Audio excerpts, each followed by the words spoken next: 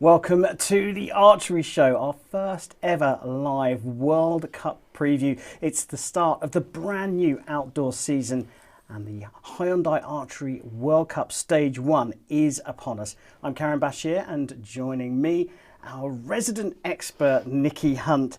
We're going to talk through what we're going to look forward to this season. Nikki, brand new studio, brand new season. We're going to see some brand new faces on that podium. I think we could do. We've got some debutants here this weekend, so yeah, all to play for. Yeah, it certainly is. We begin the season in the beautiful Turkish coastal town of Antalya on the turquoise coast. Ahead of the season, Nikki, what have we got to look forward to? I mean, it's the start of a new Olympic cycle, so everyone's going to be, wanting to get out there and do the best they can, put their mark on this. So really exciting to see. And you've shot here many times before, right? What's it like to shoot here on the turquoise coast, other than being absolutely beautiful and the weather looks fantastic, of course? Yeah, it's brilliant. I mean, the qualifying field is just off the coast, so you get a coastal wind and changes. But then for the finals, we're going to go to a different venue right on the coast, and that can really bring some challenges with the changeable conditions there. Yeah, so it's about who's going to be able to adapt. And of course, we begin, as always, with these World Cup stages with Compound Saturday. And we're going to start with our Final Four, our new Final Four this season. In the women's event on Compound Saturday, we've got Chen of Chinese Taipei going up against Gibson of Great Britain and Usqueno of Colombia going up against Yatmar of Estonia. What do you think about that one? Yeah, I mean, that first semi-final, two individual debutants in these Final Fours, so inexperience can be interesting. And then the second one, the Colombian, won silver in Paris last year and another debutant. So inexperience, anything could happen, really interesting matches. Yeah, certainly is. It's also an interesting lineup in the men's Final Four. Schlosser of the Netherlands, of course, known as Mr. Perfect on the circuit, going up against another experienced archer, the Frenchman Bulch. And there's another Frenchman in the other semi-final. Gontier goes up against Puerto Rico's Pizarro. Yeah, so obviously Mr. Perfect won 3 World Cup championships now, the last 2 consecutively as well, so he is really on form. JP Bulch is a 2 times bronze stage medalist as well, so good experience there, definitely. Gontier, the form of his life, 29 years old, and he's up there now, bronze in Lausanne this time last year against the Puerto Rican, another debutant. So a little bit of inexperience there, but sometimes that can play in your favour. Yeah, certainly can. Oh, and we move from Compound Saturday, of course, to Recurve Sunday. The women's lineup, well, that's really interesting. 2 Germans, one in each of the semi-finals. Schwarz of Germany goes up against Van der Winkel of the Netherlands, and Bauer of Germany goes up against another Brit, Bryony Pittman of Great Britain. Yeah, Schwarz, of course, Tokyo bronze team medalist. So she's never won an individual medal, though, on this stage, so could be interesting there. Van der Winkel, debutant again, so another new face for us. Whereas Bauer, she was here just a couple of weeks ago at the Spring Arrows tournament where she won the event, so she's on form on this field, particularly against Bryony Pittman, who is a multi-medalist in field archery. First time she's made the Final Four here in target archery, so great opportunity for her. Yeah, massive opportunity. And we're also going to have a look at the Recurve men's Final Four, and perhaps arguably, Nikki, the strongest of the semi-finals, perhaps with a favourite in each one. We look at the first one. Let's just have a look at the first one. Mete Gazoz shooting on home turf here in Turkey, the Olympic champion, going up against someone who's having a bit of an Indian summer, the Australian Ryan Tyack.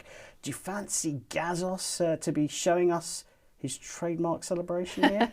It's going to be an interesting one. I mean, Ryan Tyack is an Olympic medalist himself, back from Rio in the team event. He got a bronze. Gazoz, the current Olympic champion and on home soil. So maybe he's got the advantage there. Yeah, they had a bit of a warm-up here a couple of weeks back with Spring Arrows that we broadcast live on World Archery's channel. He didn't do so well there, but he's in the 4 here and looking very strong. Yeah, sometimes having a problem like that, not doing so well in a tournament, can be really good for you. It makes you just sit back, reflect a little bit. So maybe he's come here a little bit stronger. So we've got to go to the other semi-final now, and there's another massive name in there. 5-time Hyundai Archery World Cup final champion, Brady Ellison from the USA, being a little bit disappointed with last season, perhaps going up against Alvarino Garcia of Spain. What do you think about that one? Yeah, Brady went out really early, didn't he, in the first round last year. He's got all the way now to the final four. He'll be hungry. He lost that championship last year to his compatriot, Jack Williams. So he's going to want to come back and try and get as many as Sara Lopez, the magic number 6 so far is the most, against the Spaniard, who was the World Cup final champion back in 2015, also a European Games champion in that year, and he's just suddenly come back. So, great archer himself. Yeah, that's some good knowledge. Back to 2015, and that European Games, I think, was in Baku, wasn't it? It was. I was there. Were you, Karim? I was there, but I wasn't involved in archery there. But it was an amazing Games actually in Azerbaijan. Incredible competition. So I mean, that is our final four across the whole weekend in the individual tournament, and that's all of the athletes that we've looked at. But what about the rules? There have been some massive changes in the rules, some really, really big changes, and lucky old Chris is out on the field of play in Antalya to talk about them with the Netherlands head coach. Thanks, Karim. Yeah, I'm here with Ron van der Hof, head coach of the Dutch team. Ron, some changes on the World Cup circuit this year, mostly in qualification, less time to shoot, but also no top 8 bye, and archers are now being awarded points to the World Cup final for their results. What do you think about these changes? I think they're good. I think the time is, they should have done it a lot earlier. 4 minutes is just way too long, I guess, for the time. But also the World Cup points for the top 8, it feels like better because it's obviously 72 arrows. So you have a lot of effort, and then in the end, it doesn't give you the reward. And now it does. So a good ranking actually gives you points for the World Cup final. And before there was the top 8 buys, so if you qualified high, you would miss out on 2 matches. You go through to the third round. That was a kind of a positive negative with many of the archers. What was your opinion on that? I think in the beginning when it happened, it was kind of a mixed feeling. Is it really good? Is it not? I think in the end, missing out that match and getting into a match with an opponent that already shot a match, it was a disadvantage sometimes. So I feel this is better, and there's absolutely no complaints from the archers whatsoever. Have you had any discussion with your team about a different approach to the events because of the changes this year, or just going in the same way? Not really. Only that obviously qualifying in the top 8 gives you a little bit more reward. I mean, in the end, like last year before, we even had discussions, do you want to be in the top 8 or not? And now you really do. So it was a nice fight to see, obviously also on the live feed for scores. It was really nice to see that battle also for top 8. It was a really, really close match. That was nice. Yeah, it was much closer yesterday. I didn't know whether that was the wind or the added pressure. I did notice on social media yesterday as well, Formula 1 have just announced they're giving points for qualifying in exactly the same manner. So maybe we're trailblazers. Thanks very much. Good luck for the rest of the week, man. Thank you. Some interesting changes there in the rules, and they could make quite a bit of difference. Dickie, let's just talk about the first things first. The top 8 qualifiers used to get a bye after shooting the 72 hours in qualification. The top 8 go straight through and miss the first couple of rounds. They don't anymore, so they're going to shoot earlier in the competition. Is that a good thing or a bad thing? Yeah, I mean, most archers felt that it's almost slightly a disadvantage to get those buys because you were cold, you were sat waiting for the matches to go ahead, and your opponent had just come off a streak of winning, 2 or 3 matches and into your match. So sometimes that didn't go too well, and some archers didn't really like it. Although, the other side of it was that you were guaranteed that high up. But so I think overall people are going to be really pleased with that as a change. Yeah, and Ron was also talking about archers perhaps because of what you're saying there, because you're going in cold to your first knockout match. They were trying to avoid potentially being in the top 8. But now there's a desire to be in the top 8 because you get points for the Hyundai Archery World Cup rankings. Yeah, it's really nice to see. The head-to-heads are more of a sprint, anything can happen, whereas the qualification is the marathon side of it, really. So you're actually getting rewarded for shooting a really good qualification round. And again, I think that's a really positive change. Another thing that Ron was talking about, and I know I'm throwing a bit of a curveball at you here, was the fact that we saw that big screen, right? And we saw that the archers can actually see where they are. It's like archery's equivalent of the golf leaderboard. Is that good or bad for an archer? You've shot many times. Yeah, I mean, I used to hear it on the tannoy, so you'd be in your qualification round, they'd be calling out who was first, second, and sometimes you think, oh, my name's just been shouted out in that top area. So you've just got to stick with your process and try and avoid anything you can, really. Yeah, easy for you to say. And talking about process, well, all of these archers are well trained through their process, and one of the other big changes is the reduction in shooting time. Now that's going to have a massive effect, isn't it?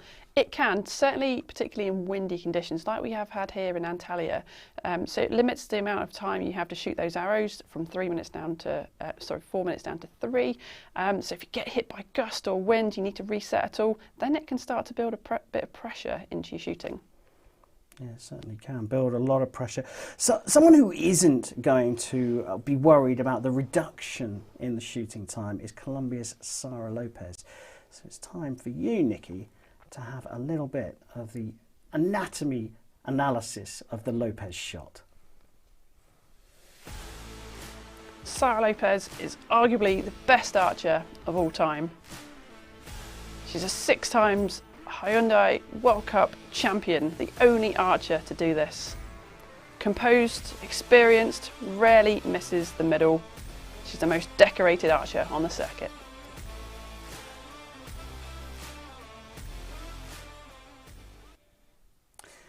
She is the most decorated archer of all time. She's incredible. So let's have an analysis of her shot anatomy, as you like to call it. Why is she that good? I mean, something that's quite unique to Sara is how quickly she shoots. She's really, really speedy. You only get 20 seconds to shoot your arrows, particularly those head-to-head matches. So she's fast to load, she's fast to shoot. That puts the pressure back on her opponent because all of a sudden they've got to shoot again. There's no recovery time, and she's quite unique in that. She leaves maybe only 10 seconds left on the clock before it then switch back to the opponent. So, you know, that builds over the course of 5 ends. It can really, you know, put that opponent off. Yeah, and there's some key things here that you're talking about as we get a look at her up against Toya Ellison. She doesn't give any recovery time. Let's just have a look at this now. Can you talk us through why that is? She's just so fast to load, draw. She's already up here now, and off that shot goes. It's explosive, and now it's flicked back to her opponent, Toya, in this match. So there's no recovery time, and arrow after arrow, they shoot 3 arrows an end here. That kind of loads up on the competitor where, I know it sounds silly, but you do need recovery time in archery. You need your blood to get back to the muscles and really make a difference. So again, here, she's already at full draw, you know, just flicked back to her. We've missed any loading, and off it goes again, straight into the X. So now Toya's clock started, and she's under pressure. You know, you don't get a second to breathe. You've got to be quick. 20 seconds is a relatively short time for most compound archers. Most shoot about 14, 15 seconds of that 20-second time. And you talk about the lack of recovery time, but it's also, if you make a mistake with Lopez shooting so fast, you haven't got time to recover mentally either, have you? No, you haven't. You're just pressured in to keep going, keep moving, keep moving. Sometimes that's okay, but I think ultimately it's the physical, you know, pressures that really affects the opponent. Well, it didn't affect Ellison there in terms of the scoreline, but you can see the amount of pressure that Lopez puts on her opponents. Is she changing the game? I think she's quite unique. Yeah, I think she is changing the game, what she's doing. No one else is really doing it. No one else is really using tactics. You know, in archery, we can't touch our opponent. There's nothing much you can do. Apart from this, you know, you can put the pressure on them by making them have to shoot that bit quicker. So it's really interesting. And as I say, she's pretty unique at the moment in doing that. She really is the best in the world.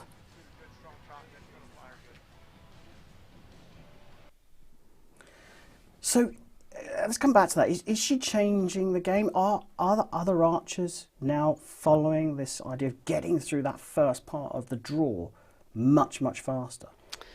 I don't think anyone else is as quick as her. I think she's definitely leading this. I think it's something that other people might play with a little bit, but it's a dicey game because you're starting to affect your own shot process, right? So you don't want to play games with your opponents. You want to stick with what you're doing on the target. I think the loading of the arrow and being really quick at the beginning is quite a good one because it's not affecting the shot process overall. But she's certainly leading the game on this.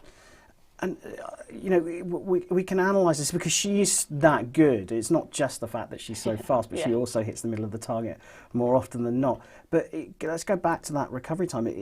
Is it going to affect how other athletes train as well? Are they going to have to start training in order to be able to cope with the lack of recovery time? It could do. There's definitely different things you can do as an archer in your training time, different intensities. So that might be how many arrows you shoot in a row, because we're only shooting 3 arrows at a time in these head-to-heads. Well, maybe if you shoot 6 or 9, that's going to load you further and give more intensity. So your body's got to adapt and actually, recover quicker. And then the timings of the shots as well. So lots of people do sort of timing drills where perhaps you've got a few seconds to get onto the line, shoot your arrow and start cutting that down. So yeah, it could definitely impact how people train. Yeah, so she's a trailblazer in some ways. Would you say how would that compare to the men's side of the draw? I mean, are there men that in particularly shoot a lot faster than others? I only ask that because Sara Lopez stands out in the women's game, doesn't she? She really does. I mean, no, Sara stands out massively in the women's game. I don't think there's any standouts of the men. Perhaps it's probably going to lend itself more to the punchers, the guys who are just going to get that shot off straight away because they can. Whereas those who are really using that back tension that we talk about a lot in compound, where they're just pushing and pulling and making the shot go off in a surprise manner, that generally takes a little bit longer. Well, look, you've brought up punching, and we've got the luxury in our live preview show to talk about that and to actually see you. Now, tell us, just explain to us what the difference between the punchers and the non-punchers is. It's basically, how you're thinking about the shot. So a punch is when you're deciding, I am going to shoot now. You're making a physical change to make that arrow go off. Whereas a subconscious release or a surprise release is when you're just at full draw and you're just thinking, right, well, I'm pushing and pulling, I've got nice balance, and then the shot just happens to go off. And that's usually because my hand might relax or, something like that, where you're just keeping the pressures and you're not actively thinking now, you're just thinking, keep going, keep going, keep going, and it breaks. So you got a little bit of an insight of what's standing next to me in the commentary box when we're live on air, because I've always got Nikki doing this and pointing out certain little tiny intricacies, because it's so important in this very, very precise sport. But Sara Lopez, arguably the best in the world ever, hasn't made the top 4 here, but Ella Gibson, hot on her heels from Great Britain, has, and she's here to talk us through how she travels with her all-important bow. I think there's an emotional connection with your bow because you spend so much time every day with it. If something is broken or damaged or loose, then you're going to have a very rough day. It's definitely difficult to send your bow onto a plane, not getting to see it, not knowing it will be okay until you get to the other end. But you just have to package it as best you can, hope for the best on the other side, and trust that if something does go wrong, you can fix it. Before I go to a trip, I make sure that I pack my bow as best I can. I have some sleeves made for my bow and for my rods. They have a fleece lining on the inside and then neoprene on the outside, so they have a little bit of cushion. I remove everything from it that I can. Arrows go in a tube as well. Everything has a specific place in your bag so that it's all tightly packed but secure. After I pack my bags at home, obviously I take it to the airport. And now we have to check in, weigh it, we put it on the conveyor belt, and we say goodbye to it until we get to the other side. I don't think you can completely know that your luggage is okay when you pick it up the other end until you shoot it. So a lot of that you're not going to see until you get to the practice field. I mark up my bows, so every screw, every hole gets a mark on it, between normally like the screw and the riser or something that we know won't move. We do that so that then if we do come to the other end and something, for example, is loose, we know exactly where it was. I bring everything. For one, the weather's really inconsistent, so you don't know what you're going to get. You might need a different size clarifier if it starts raining or something like that, or the lighting's different. Equally, if it rains, you might need a cover for your scope, you might need your sun umbrella, you might need a rain umbrella, and then equally you don't know how shooting's going to go. You want to make sure you have plenty of spare arrows, you want to make sure you have a complete spare setup, because if something is wrong or if you're just not confident with your kit, you need to have that spare setup that you can then take and try and replace. If everything goes to plan, then it means that you see your bow and your equipment performing well and you see it shooting how it was at home. It's important to be prepared because I think you should never leave anything out to chance. We need to eliminate those variables as much as possible, so the only thing we're relying on is us.